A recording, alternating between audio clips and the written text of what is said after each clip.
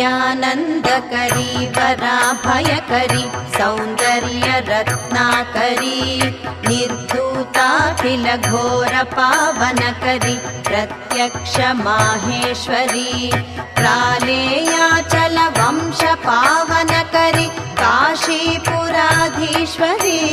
भिक्षां देहि कृपावलम्बनकरी मातान्नपूर्णेश्वरी नानारत्नविचित्रभूषणकरी हेमाम्बराडम्बरी मुक्ताहारविलम्बमानविलसद्वक्षोजकुम्भान्तरी काश्मीरागरुवासिता रुचिकरी काशीपुराधीश्वरी भिक्षां देहि कृपावलम्बनकरी मातान्नपूर्णेश्वरी।